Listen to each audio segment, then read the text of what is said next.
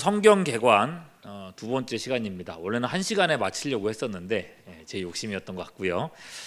오늘 분량 조절에 실패해서 오늘까지 2주차 성경 공부를 시작하게 되었습니다.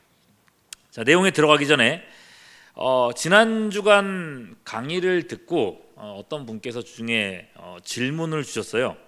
근데 이 질문 주신 이 내용이 되게 중요한 부분이다 싶어서 이 부분을 좀 짚고 넘어가려고 합니다. 그러니까 지난주의 끝부분이었던 이 왕정시대 부분에서 좀 더 머무르다 가려고 해요. 타임라인으로 보시자면은 띄워주시죠. 자, 지난주에 보셨죠? 사무엘상하, 열왕기상하, 역대상하 요 시대의 내용입니다. 지난주에 말씀드렸던 것처럼 역대상하와 열왕기상하는 내용이 비슷하다고 말씀드렸었어요. 자, 이 왕정시대 기간 동안에 나라가 어떻게 됐습니까? 둘로 쪼개졌죠. 남쪽은 남유다, 북쪽은 이스라엘, 이렇게 되었습니다. 북이스라엘에는 선한 왕이 하나도 없었고 남유다에는 그나마 선한 왕들이 몇 명씩 있었다라고 기억나시죠? 자, 그 기준이 뭐냐라고 물어보시더라고요. 그 기준이 뭐냐? 도대체 어떤 기준으로 이 사람들이 선한 왕이고 악한 왕이고가 되는 겁니까? 라고 얘기를 하는데, 왜냐하면요, 성경을 읽어보면은 북이스라엘에도 뭐 괜찮은 왕들이 좀 있어 보이거든요. 예를 들면은 예후 같은 사람 말입니다. 그냥 봤을 때는 나쁘지가 않아요. 하나님의 명령대로 악한 아합 집안에 심판을 한 사람이 예후예요. 이세벨을 죽이고 아합의 자손들을 죽입니다. 무엇보다 바알 우상 숭배하는 그 사람들을 멸절할 정도로 하나님께 대해서 열심을 냈던 사람이 예후예요. 그 약간의 잘못들이 있긴 했지만은 전반적으로 봤을 때 이 사람이 했던 업적에 비하면 작은 일인 거죠. 그런데도 이 사람은 악한 왕이더라.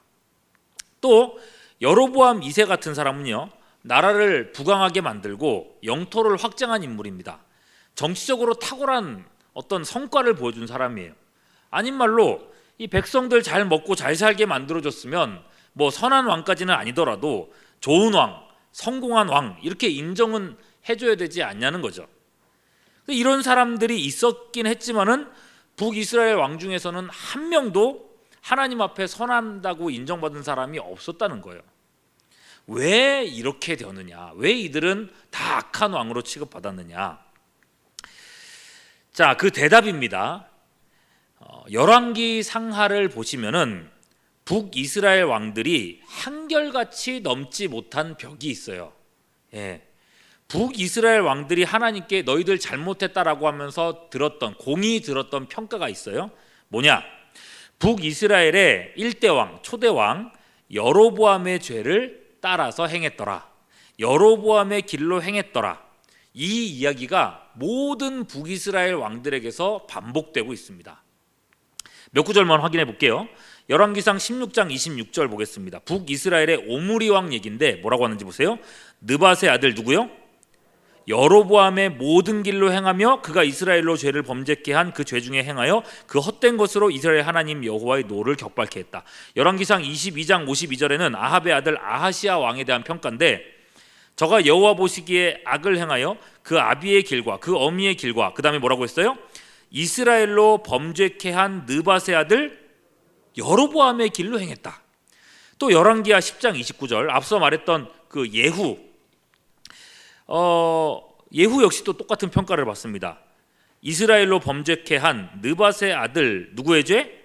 여로보암의 죄, 곧 베델과 단에 있는 금송아지 섬기는 죄에서는 떠나지 아니했다. 이렇게 얘기돼 있어요. 북이스라엘 19명의 왕 전부 다가 한결같이 초대왕 여로보암의 죄에서 벗어나지를 못했고 그 죄가 이스라엘의 결정적인 죄가 되었다는 것입니다. 그러면 여러분, 그토록 위험한 죄는 어떤 것이었나? 바로 방금 읽었었던 열왕기하 10장 29절에 그대로 설명되어 있어요. 어떤 죄인가? 이스라엘로 범죄케 한 느밧의 아들 여로보암의 죄, 곧 돼 있죠. 곧이라는 거는 이제 그 죄가 뭔지를 얘기하는 건데 뭡니까? 베델과 단에 있는 금송아지를 섬기는 죄에서는 떠나지 않았다. 베델과 단에 있는 금송아지를 섬기는 죄, 이게 어떤 일인가 하면요, 솔로몬의 아들 르호보암이 왕권을 이어받았을 때 그때 나라가 하나였죠. 여로보암이 백성들을 이제 선동하게 되었고, 르호보암이 잘못도 있었습니다. 그때 나라가 남과 북으로 나눠지게 되죠. 지도 보시면요, 남쪽 북쪽 이렇게 다 갈라진 게 보이시죠? 북이스라엘은 여로보암을 중심으로 10지파가 뭉쳤고, 남유다는 유다와 소수가 된 베냐민 지파가 남아 있습니다. 이때에 중요한 문제가 생깁니다. 이스라엘은요, 성전 중심의 공동체입니다. 어디 중심이라고요? 하나님께 예배하려면 반드시 아무 때서나 예배하는 게 아니라 어디서 예배드려야 돼요? 성전으로 모여야 됩니다. 그럼 여러분, 성전이 어디 있어요? 예루살렘. 예루살렘 어디 있어요? 유다 땅, 남유다 땅에 속해 있는 겁니다. 지금 지도 보이시죠, 그죠? 남유다의 제일 북단에, 그죠? 그 약간 휴전선 그 약간 밑에 쪽에 있어요. 자, 여로보암은 생각합니다. 여기에서 예배를 드리려면은 어쨌거나 계속 이 국경선을 넘어가 가지고 예배를 드리고 와야 되는데, 이 북이스라엘 백성들이 제사 드린다고 하면서 국경 넘어서 예루살렘 드나들다 보면은 그들의 마음이 사실 정통성은 누구한테 있어요? 다윗의 자손한테 있잖아요. 다윗의 자손 쪽으로 그 백성들의 마음이 넘어가면 어떡하지 하는 걱정이 생긴 거예요. 그 일을 막기 위해서 이스라엘의 남쪽 베델과 그리고 북쪽 단에다가, 맨 남쪽에다가 그리고 또 맨 북쪽 그 양쪽에다가 뭐를 세웠어요? 금송아지를 세워놓고, 야, 이것이 우리를 구원한 하나님이다 라고 선언을 한 겁니다. 그러니까 너희들은 지금부터 이 베델과 단에 가서 금송아지에게 섬겨라, 이렇게 명령을 한 거죠. 성경 구절로 한번 확인해 볼게요. 잘 읽어보세요, 같이. 열왕기상 12장 28절에서 30절입니다. 이에 계획하고 두 금송아지를 만들고 무리에게 말하기를, 너희가 다시는 예루살렘에 올라갈 것이 없도다. 이스라엘아, 이는 너희를 애굽 땅에서 인도하여 올린 너희의 신들이라 하고, 어떻게 했어요? 하나는 베델에, 하나는 단에 둔지라. 그리고 뭐라 그래요? 이 일이 죄가 됐다고요. 이는 백성이 단까지 가서 그 하나님께 경배함이더라. 예루살렘으로 오지 못했다는 겁니다. 성전으로 오지 못하게 막았다는 겁니다. 그리고 이후에 모든 왕들이 이 한계에서 벗어나지를 못했어요. 남쪽으로 백성들을 내려보내주질 않았단 말입니다. 왜? 백성들의 마음이 뺏길까 봐. 그러니까 여러분, 북이스라엘 왕들의 죄는 무엇이겠습니까? 도덕적인 죄, 윤리적인 죄, 이런 게 아니라는 거예요. 물론 그런 부분들은 따라 나오게 되긴 하지만은 그야말로 이 죄들은 따라 나오는 부차적인 죄들이고, 결정적인 죄는 뭐냐면 백성이 성전에서 예배드리지 못하게 한 죄라는 거예요. 북이스라엘 왕들이 그래서 한결같이 아무리 착한 일, 좋은 일을 많이 했어도 백성들을 성전에 가서 예배드리지 못하게 했기 때문에 이들은 악한 왕이었다. 이해되시죠? 자, 그렇다면 여러분, 남유다 왕들의 죄에 대해서도 얘기를 해볼 텐데요. 남유다 왕들의 죄도 비슷하겠죠, 그죠? 그런 똑같은 이제 관점으로 볼 수 있겠죠. 사실 남유다에는 예루살렘이 있었고 예루살렘에 성전이 있어요. 자기네들 땅에는 성전이 있으니까 백성이 이곳에서 예배 드리도록 그냥 잘 문만 열어주면 되는 일입니다. 그런데요, 남유다 왕들 중에서는 하나님께 책만 받은 사람들이 있는데, 악한 왕이라고 평가받은 사람이 있는데, 어떤 내용으로 평가받느냐? 열왕기하 12장 3절, 남유다의 요아스 왕이 그랬어요. 다만 어떻게 됐다 그랬어요? 산당들은 제거하지 아니하였으므로 백성이 여전히 어디서요?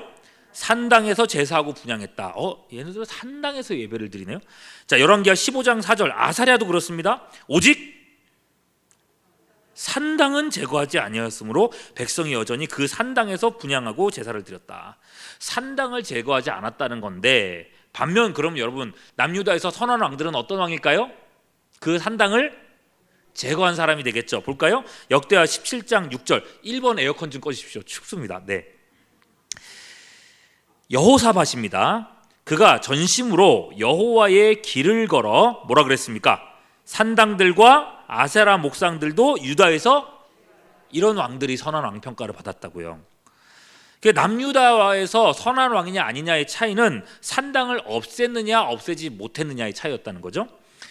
근데 여러분, 산당을 없애는 일 쉬운 일이었을 것 같습니까? 어려운 일일 것 같습니까? 왜 어려운가? 앞에 읽었던 구절들 생각해 보세요. 산당에서 제사하고 분향한 사람들이 누구예요? 누가 제사했다 그랬어요? 백성들이, 그죠? 백성들이, 여러분 굳이 성전까지 가서 예배하지 않고 북쪽 끝에 있잖아요. 남유다 입장에서 봤을 때는 북쪽 끄트머리에 있다 보니까 굳이 성전까지 먼데 와가지고 예배드리지 않고 간단하게 가까운 데 산당 지어놓고 거기서 예배드리면 좋지 않겠느냐, 좋은 게 좋은 거 아니냐라고 사람들이 생각을 하고 있었다는 것입니다. 백성들이 원하고 백성들이 좋아하는 일이었다는 거예요. 그러니까 여러분, 왕도 정치인 아닙니까? 정치인으로서 백성들이 원하는 거를 막는다는 게 정치적으로 부담이 큰 일이었다는 것입니다. 여러분, 사울도 보세요. 그렇게 카리스마 있는 사울 왕도 나중에 보면은 왜 망했어요? 똑같았어요. 하나님의 명령보다 백성들 눈치 봤잖아요. 아유, 이거 백성들이 원해서 내가 그랬습니다. 그러다가 망했잖아요. 그죠? 자, 그냥 좋은 게 좋은 거니까 그냥 좋은 대로 가자. 아유, 백성들이 원하는데. 그래서 산당을 놔둔 왕들, 하나님 앞에서는 어떤 왕들이었어요? 악한 왕으로 평가받았다는 것입니다. 여러분, 그런 면에서 생각을 한번 해볼게요. 우리들 얘기를 한번 생각해 보십시다. 물론 이 말씀을 절대적으로 그냥 우리한테 그대로 갖고 오기에는 조금 어려움이 있습니다. 왜냐하면 성전은 그리스도에게 적용을 해야 되거든요. 그러니까 그리스도에게 나오냐 안 나오냐로 1차적으로는 적용해야 되지만은 하나님과의 관계라는 관점에서 한번 생각해 보시자는 거예요. 여러분, 예배를 회복하는 것, 하나님과의 관계인 예배를 회복하는 것 중요한 일입니까? 안 중요한 일입니까? 가벼운 일입니까? 무거운 일입니까? 무거운 일이에요. 그죠? 코로나로 인해서 여러 여건으로 우리가 이 공동체 예배에, 대예배에 참석하지 못하고 못 나오는 거 어쩔 수 없는 상황도 분명히 있습니다. 그죠? 그러나 언제까지나 어쩔 수 없다고 지나갈 수는 없는 것입니다. 2년이고 3년이고 4년이고 5년이고 어쩔 수 없다고 지나갈 수는 없다는 겁니다. 하나님의 백성은요, 예배를 통해서 하나님과 동행하는 겁니다. 언제까지나 베델과 단, 그리고 산당에서의 예배를 정당화하고 있어서는 안 된다는 거예요. 성도는 정해진 시간, 정해진 장소에서 드리는 공예배를 잃어버리면 자연스럽게 하나님과의 관계가 무너질 수밖에 없고 신앙 역시도 퇴보할 수밖에 없습니다. 하나님의 뜻에 순종하는 신앙이 되는 게 아니라 내 나름대로 정한 잣대로 하나님을 재단하는 그런 맹신으로 빠져버린다는 거예요. 그래서 사사기 말씀 있죠. 그때 이스라엘에 왕이 없었으므로 사람이 각기 자기 소견에 옳은 대로 행하였더라. 이 수준까지 떨어져 버린다는 거예요. 예배를 잃은 백성들은. 그러니 여러분, 우리 교인들이 어쨌거나 최대한 모여서, 우리 교회의 적을 갖고 있는 사람들은 어쨌거나 다 모여서 함께 예배드리고 한 번이라도 이제 첫 번째 발걸음을 옮기면서 예배를 시작해보자라고 얘기하는 것, 예배를 회복하려고 하는 노력에는 여러분 정말 중요한 의미들이 담겨 있는 것입니다. 결론적으로, 그죠? 이스라엘과 유다 공이 악한 왕의 조건은 어떤 거였어요?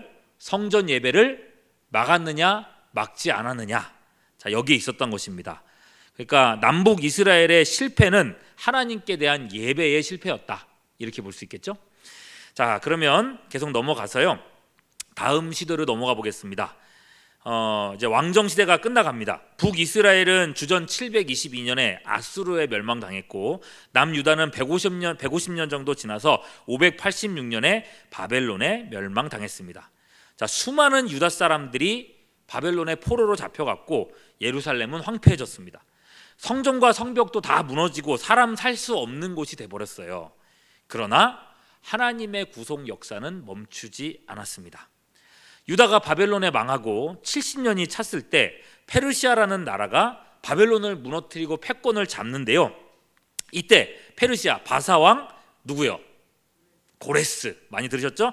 고레스라는 사람이 그 통치 1년에 유대인들을 고향으로 돌려보내는 고레스 칙령을 내리게 되는 것입니다. 기적 같은 일이 일어났어요. 놀랍게도 여러분, 이 칙령은 이미 200년도 전에 예레미야 선지자를 통해서 예언된 내용이었다는 것입니다. 예레미야 29장 10절 말씀입니다. 같이 볼게요. 시작. 여호와께서 이와 같이 말씀하시니라. 바벨론에서 몇 년이요? 70년이 차면 내가 너희를 돌보고 나의 선한 말을 너희에게 성취하여 너희를 이곳으로 돌아오게 하리라. 70년 후에는 너희를 돌아오게 하겠다. 네, 그 말씀 그대로 백성들이 고향으로 돌아오게 된 것입니다. 70년 후에 돌아오리라, 이것도 놀라운데 더욱 신기한 것은 예레미야보다 훨씬 더 선배인 이사야 선지자가 고레스라는 왕이 나타나기 아까 200년 전에요. 유다를 회복시킬 왕의 그 이름까지 얘기했다는 것입니다. 고레스. 자, 이사야 45장 1절부터 4절입니다. 여러분 200년 전, 고레스가 나오기 200년 전에 나온 글인데 이렇게 적혀 있어요. 나 여호와는 나의 기름 받은 누구요? 고레스의 오른손을 잡고 열국으로 그 앞에 항복하게 하며 열왕의 허리를 풀며 성문을 그 앞에 열어서 닫히지 못하게 하리라. 내가 누구에게? 내가 고레스에게 이르기를 내가 내 앞에 가서 험한 곳을 평탄하게 하며 논문을 쳐서 부수며 쇠빗장을 꺾고 내게 흑암 중에 보화와 은밀한 곳에 숨은 재물을 주어서 너를 지명하여 부른 자가 나 여호와 이스라엘의 하나님인 줄 알게 하리라. 4절이에요. 4절은 있죠? 내가 나의 종 야곱 나의 택한 이스라엘을 위하여 너를 지명하여 불렀나니, 이거 잘 보세요. 너는 나를 알지 못하였을지라도 뭐라고 되어 있어요? 내게 칭호를 주었노라. 내게 이름을 주었노라. 고레스. 여러분 200년 전에 고레스라는 이름을 하나님은 벌써부터 말씀을 해놓으셨다는 겁니다. 유대 역사가 요세푸스라는 사람이 역사가잖아요. 이 사람의 글에는 이런 말이 있어요. 고레스가 이사야의 글에서 이 내용을 봤어요. 발견하고 놀라워했더라 하는 기록이 있습니다. 그야말로 4절 말씀처럼 너는 나를 알지 못하였을지라도 나는 내게 칭호를 주었다는 거예요. 게다가 여러분 1절에 보시면요, 고레스가 어떻게 세상을 지배하게 될지 그 방법까지 나와 있는데 1절 다시 보시면 나 여호와는 나의 기름 부음 받은 고레스의 오른손을 잡고 열국으로 그 앞에 항복하게 하며 열왕의 허리를 풀어 어떻게 한다고요? 성문을 그 앞에서 열어서 닫히지 못하게 하리라. 자, 열왕이 알아서 성문을 열게 하겠다고 말씀되어 있잖아요. 실제로 여러분 바벨론 마지막 왕 이름이 벨사살입니다. 많이 들으셨죠? 어떤 사람이에요? 벨사살. 다니엘 때에 왜 그 하나님의 성전 기명 가지고 술 마시고 했던 그 왕이잖아요. 굉장히 악한 왕이거든요. 자, 이 왕이 워낙에 폭정을 행해서 각 성주들이 벨사살 왕에 대해서 불만이 굉장히 많았다고 합니다. 그때 고레스가 선전포고를 하자 문 열어라 그랬을 때 각 성주들이 알아서 성문을 열었다고 합니다. 무혈 입성을 했다고. 이것까지 여러분 200년 전에 있었던 이 예언을 보면서 고레스가 놀랐을까요? 안 놀랐을까요? 놀랬겠죠, 그죠? 그래서 유다 포로들을 돌려보내지 않을 수 없었을 겁니다. 이렇게 포로 회복이 일어나게 되었는데, 자, 이때 70년 끝나고 포로 회복을 한 사람, 고향에 돌아온 사람들 중에 에스라라고 하는 율법 학자이자 제사장이 있었어요. 이 사람은 고향 땅에 돌아온 유대인들에게 70년 동안 이방 땅에서 살다 보니까 하나님의 말씀도 모르고 다 그냥 생짜배기들이 된 거예요. 그래서 이 에스라가 하나님의 율법을 가르치고 유월절, 초막절 같은 절기를 지키게 하고 또 결혼과 삶의 경건, 이런 신앙의 그 기본기들을 다시 한번 가르쳤다고 합니다. 그 제사장으로서의 사역을 감당한 거죠. 무엇보다 이 에스라가 역대상하를 기록했습니다. 예, 이 사람이 제사장이었기 때문에 지난주에 말씀드렸죠. 역대기는 제사장적 기록이라고 말씀하셨던 거 기억나실 겁니다. 그 다음 느헤미야는요, 유대인으로서 바사의 고위 공직자였는데 일반인이었고요. 3차 포로 귀환 때에 백성들 인솔을 맡았고 예루살렘에 무너졌던 성벽 쌓는 일을 감당했습니다. 이 사람이 대단했던 거는요, 어마어마한 성벽을 쌓아야 되는데 심지어 그 주변에 있는 그 이방 사람들의 그 협박과 방해를 이겨내면서 했어야 되는데, 그래서 한 손에는 창을 잡고 한 손에는 돌을 잡고 그렇게 성벽을 쌓아올리는데 시간이 많이 걸릴 것 같지 않습니까? 그죠? 무려 50일 만에 성벽을 쌓아올린 굉장한 기록을 가지고 있습니다. 그래서 느헤미야를 보면요, 보통 리더십 이야기를 참 많이 합니다. 그 다음에 에스더는요, 바사 왕의 왕후가 되어서 포로기 유대인의 멸절 위기를 넘기도록 한 사람입니다. 자, 이렇게 PPT 띄워주시고요. 네, 자, 포로 후기 역사는요, 에스라, 느헤미야, 에스더가 이렇게 빨간색 글자 보이시죠? 예, 차지하고 있습니다. 자, 구약 전반적인 역사는 이렇게 구성되어 있고 신약으로 넘어가기 전에는 신구약 중간기가 있습니다. 자, 구약 끝나고 나서 신약 시작할 때까지 신약과 구약 사이에 한 400년 동안 이제 기간이 떠 있어요. 자, 목사님 여기서 그냥 넘어가면 안 됩니다라고 질문을 하셔야겠죠? 예. 시간대로는 이렇게 다 끝이 나는데 사실 그 사이에 기록된 여러 책들이 있지 않습니까? 그죠? 어떤 거가 있습니까? 예, 갑자기 물어보면 머리가 하얘질 수 있습니다. 자, 그 외에 나머지 책들 시가서하고 그 다음에 이제 선지서들을 좀 얘기를 해보겠습니다. 이건 한꺼번에 얘기할게요. 욥기, 시편, 잠언, 전도서, 아가. 여러분 이거는 시가서라고도 하고 지혜서라고도 합니다. 형식적으로는 시라고 하는 형식으로 스타일로 기록되어서 시가서라고 얘기하고 내용으로는 다양한 지혜를 담고 있기 때문에 지혜서라고 합니다. 주로 다윗과 솔로몬 같은 이제 왕정 시대에 기록되어 있고요. 자, 도표 보내주십시오. 예, 왕정 시대에 시편, 잠언, 전도서, 아가 이런 책들이 기록되어 있고 욥기만 아브람과 비슷한 시기에 써져 있다고 이렇게 추정이 되고 있습니다. 자, 이 책들은요, 1차적으로는 하나님과 그 백성의 관계를 나타내고 있어요. 예를 들어서 욥기 주제가 뭡니까? 고난. 고난의 이유. 알 수 있다, 알 수 없다. 있다, 없다. 없다는 겁니다. 하나님께서 고난을 주시는데 고난의 이유를 우리가 다 알 수가 없다. 하나님의 영역이다. 그런 부분들을 얘기하고 있고, 잠언, 전도서 하나님의 백성들이 어떻게 살아가야 되는가라는 내용이고요. 아가서 결혼과 성에 대한 그런 은밀함과 아름다움을 이야기하고 있습니다. 그야말로 일상 신앙생활에 대한 얘기들이에요.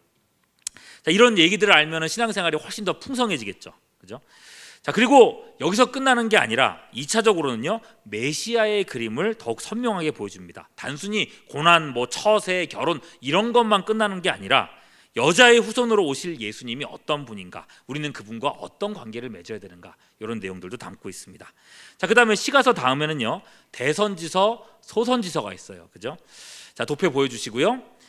선지자들은 왕정시대 때부터 포로 후기까지 선지자들은 두루 이렇게 포진해 있습니다. 앞에 보세요. 자, 사살표 밑에 한번 찍어보시죠.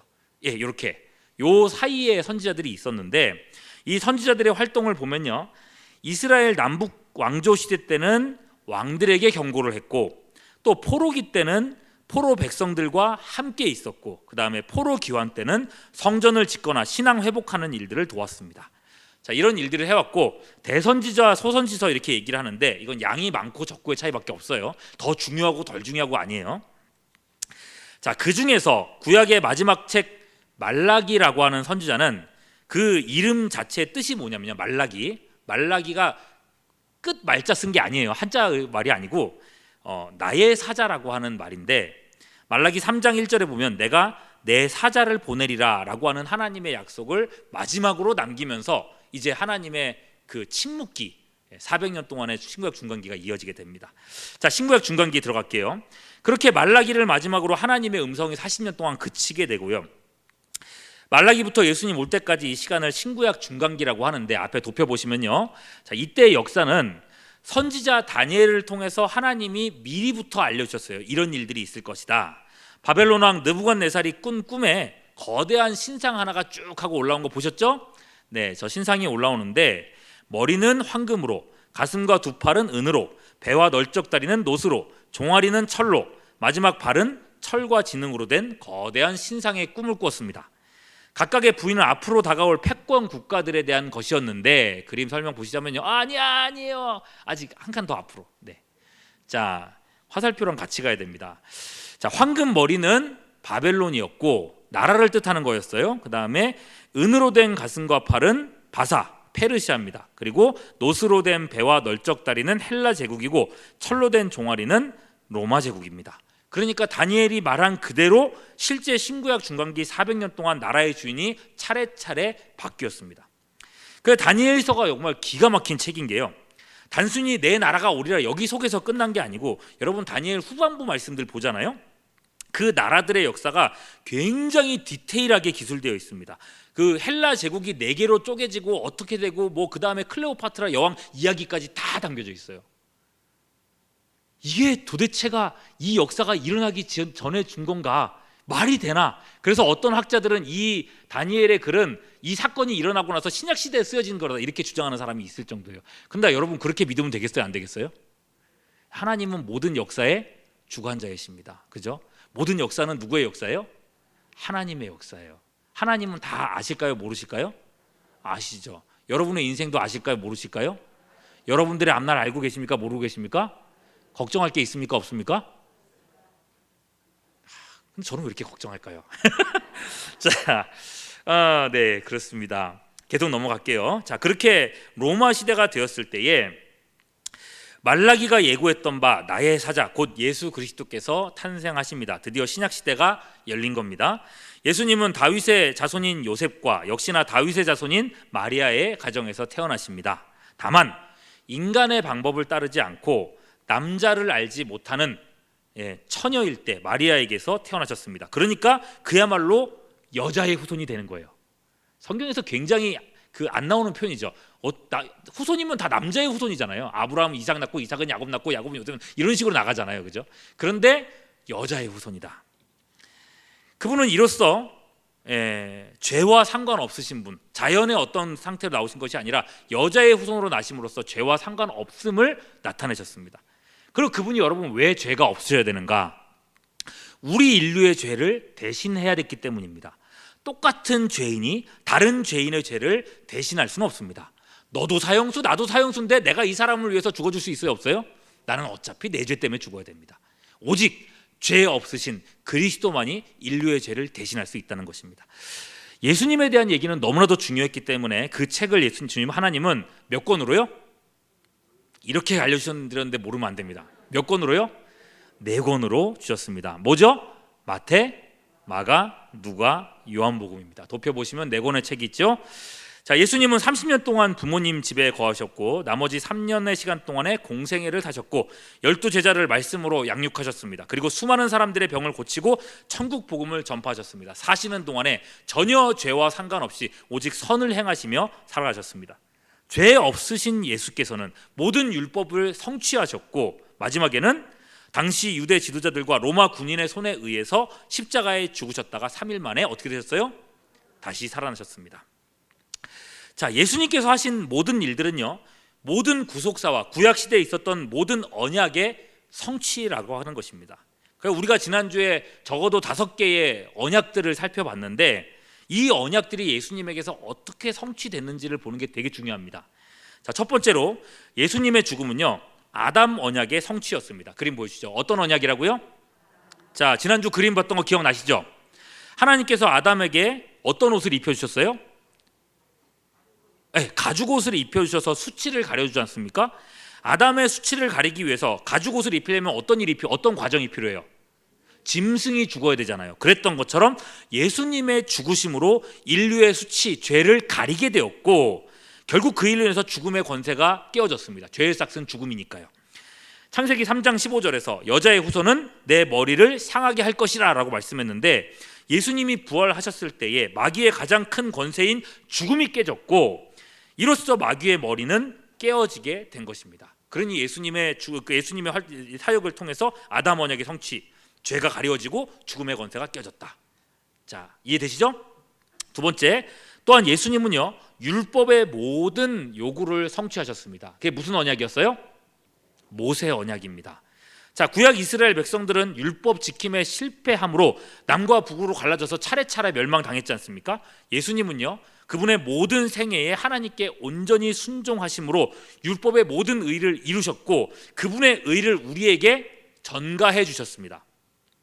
그런 우리이기 때문에 주님은 우리에게 훨씬 더 높은 도덕성을 요구하고 계십니다. 야, 살인하지 말라고 했지만 우리에게 뭐를 요구하세요? 살인하지 말라로 끝나면 안 되죠. 우리는 형제에게 노하면 그게 살인하는 거라고 말씀하고 있어요. 형제한테 화내면 돼요, 안 돼요? 주님, 네, 그렇죠? 자, 무엇보다 예수님께서는요 부활 승천하사 하나님 보좌 우편에 앉아 계십니다. 그게 다윗 언약이죠. 지난주에 보셨던 그림입니다. 히브리서 12장 2절 믿음의 주여 또 온전케 하시는 이인 예수를 바라보자. 그는 그 앞에 있는 기쁨을 위하여 십자가를 참으사 부끄러움을 개의치 아니하시더니 어디에? 하나님 보좌 우편에 앉으셨느니라. 보좌 우편에 앉으셨다는 말은 세상을 통치하신다는 의미입니다. 우리의 구주이신 예수께서 온 세상과 우리 각 사람의 삶을 다스리고 계신다는 것입니다. 다윗과 언약한 영원한 나라, 영원한 왕권의 성취를 예수님께서 하셨다는 뜻입니다. 그리고 여러분, 승천하신 예수님께서는요 지상에 있는 예루살렘 교회에 무엇을 부어주셨어요? 성령을 부어주셨죠. 그죠? 자, 아브라함 언약 보시죠. 아브라함 언약 지난주에 기억나시죠? 자, 성령이 임하시니 어떤 일이 벌어졌습니까? 사도행전 1장 8절. 오직 성령이 임하시면 너희가 권능을 받고 예루살렘과 온 유대와 사마리아와 땅끝까지 이르러 내 증인이 되리라. 여러분, 이 말씀 그대로 사도행전은 예루살렘을 넘어 아시아 유럽에 이르는 복음의 확장을 보여주고 있습니다. 이건요, 아브라함에게 말씀하신 바 내 씨로 말미암아 누가 복을 받는다고요? 그쵸, 천하 만민, 그죠? 내 씨로 말미암아 천하 만민이 복을 받으리라라고 하셨던 약속 그대로 땅 끝까지 이르러 예수 그리스도의 구원의 복음이 전파되는 것을 성취하는, 그걸 보여주는 것입니다. 중요한 거는요, 이 모든 언약이 예수님을 믿는 모든 사람, 바로 누구에게요? 남 얘기면 곤란합니다. 누구에게요? 나에게, 여러분들에게, 나에게 적용된다는 것입니다. 그러므로 예수님께서는 십자가에 달려 죽으시기 전날 밤 이 모든 언약을 믿는 모든 사람들에게 적용하시는 바 새 언약을 맺게 되시는 겁니다. 새 언약. 자, 누가복음 22장 20절입니다. 저녁 먹은 후에 잔도 그와 같이 하여 이르시되 이 잔은 내 피로 세우는 새 언약. 이 성찬식을 두고 얘기하시는 거예요. 이 성찬은 내가 세우는 새 언약이니 너희를 위해 붓는 것이라 말씀하셨습니다. 성찬식이 왜 중요한가? 이 예식을 통해서 다름 아닌 우리가 성찬식에 동참하는 모든 하나님의 백성들이 새 언약의 혜택을 받게 된다는 거예요. 하나님의 언약 백성이라는 것을 확신하게 된다는 것입니다. 고린도전서 11장 25절 26절입니다. 식후에 또한 그와 같이 잔을 가지시고 이르시되 이 잔은 내 피로 세운 뭐라고요?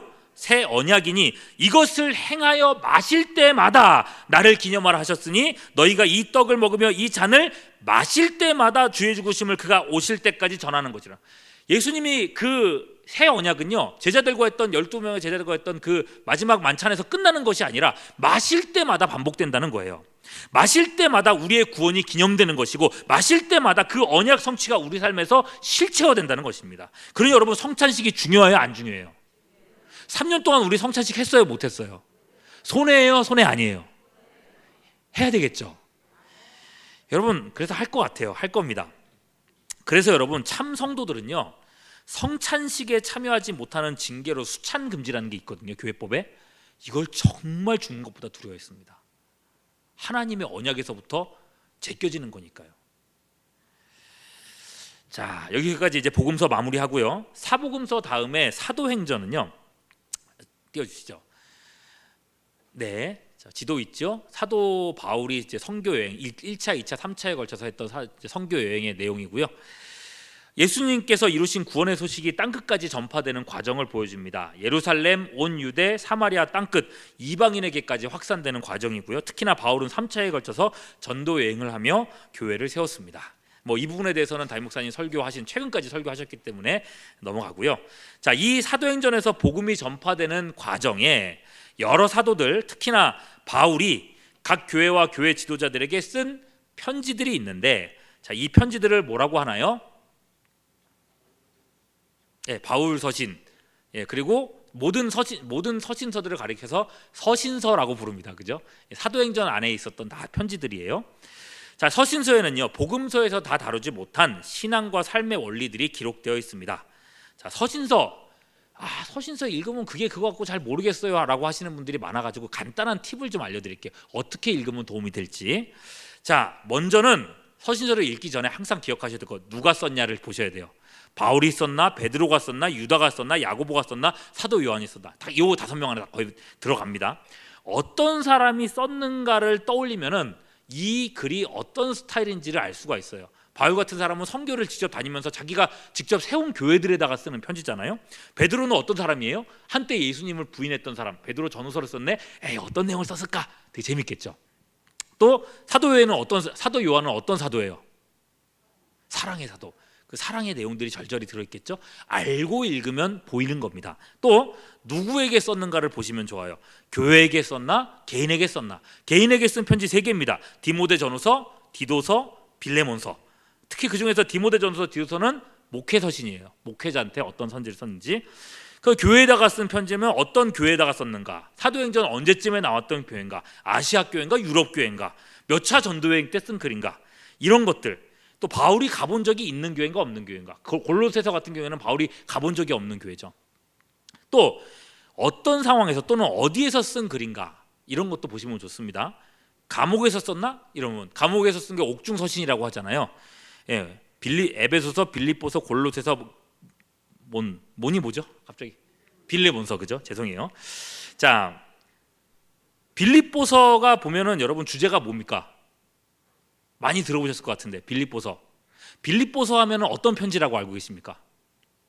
기쁨의 편지라고 해요.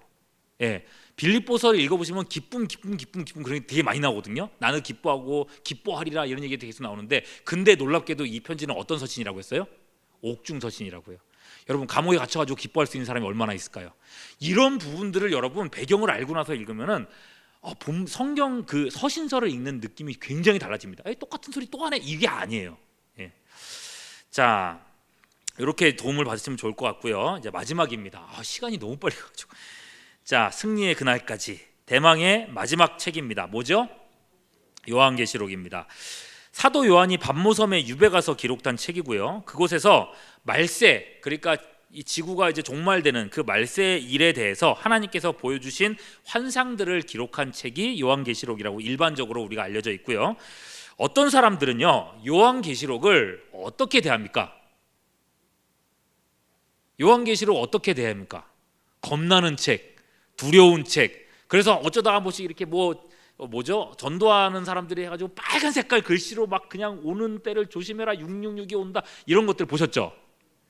그런 것들 보면 어떤 느낌이 들어요? 핵전쟁이 온다, 그거 안 맞으면은 고난을 받는다, 그런 얘기 보면요, 어떤 느낌이 드세요? 무섭잖아요, 그죠? 겁나잖아요. 그런 걸로 공포심을 조장하잖아요. 근데 여러분, 많은 사람들이 이 책을 어렵고 두려운 책이라고 생각하는데, 바코드가 어떻고 베리칩이 여러분, 바코드 베리칩 요한계시록하고 절대로 연결해서 보지 마십시오. 적어도 우리 교단에서 인정하는 신학 아닙니다. 그런 해석 아니고요. 네, 바코드 베리칩 전혀 아니에요. 그런 공포심에 우리가 속을 필요가 없습니다. 여러분, 요한계시록 자체를 생각해 보시자고요. 요한계시록을 읽었던 1차 독자를 생각해 보자고요. 맨 처음에 읽었던 요한이 이 편지를 쓰면서 누구한테 썼는지 그 1차 독자를 생각해 보자고요.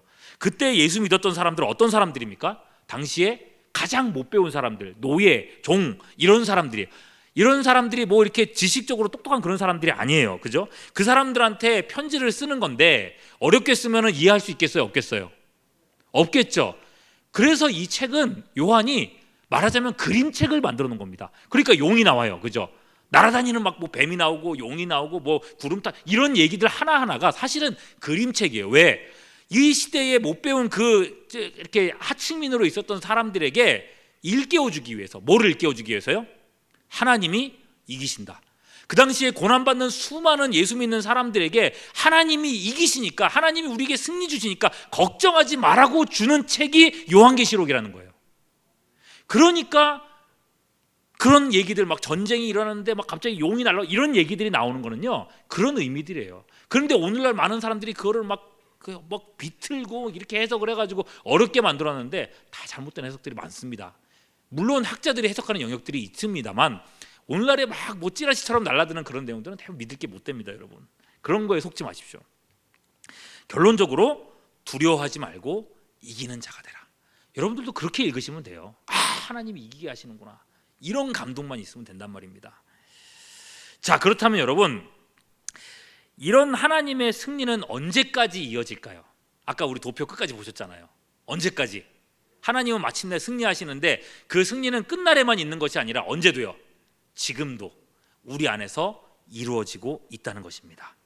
이 약속은 성경의 초대교회 이후 오늘날까지 한결같이 하나님께서 이루어오신 역사입니다. 그래서 다음번에는 기회가 될 때 교회의 역사를 한번 같이 좀 이렇게 쭉 생각해 봤으면 좋겠어요. 이것도 1시간 만에 못 끝낼 것 같다는 이상한 생각이 들긴 합니다만, 즉 창세기부터 요한계시록까지 성경의 모든 이야기들은 살아 숨쉬며 지금의 우리들에게도 똑같이 승리를 주시는 하나님의 역사라는 것입니다. 그러므로 히브리서 4장 12절은 뭐라고 말씀합니까? 이건 같이 읽어볼게요. 시작. 하나님의 말씀은 살아있고 활력이 있어 좌우의 날선 어떤 검보다도 예리하여 혼과 영과 및 관절과 골수를 찔러 쪼개기까지 하며 또 마음의 생각과 뜻을 판단하나니. 여러분, 하나님의 말씀은 어떻다고요? 살아있다고요. 지금도 살아서 우리 안에서 역사하고 있다는 것입니다. 여러분이 하나님의 말씀을 대면하면 하나님의 말씀은 여러분을 변화시킬 겁니다. 하나님의 말씀은 여러분들에게 힘을 줄 것입니다. 오늘 이제 여기까지 강의를 마치고요. 강의가 여러분들에게 도움이 됐으면 좋겠고, 이 강의를 통해서 말씀을 더 가까이 하는 여러분들이 될 수 있기를 주님의 이름으로 축원합니다.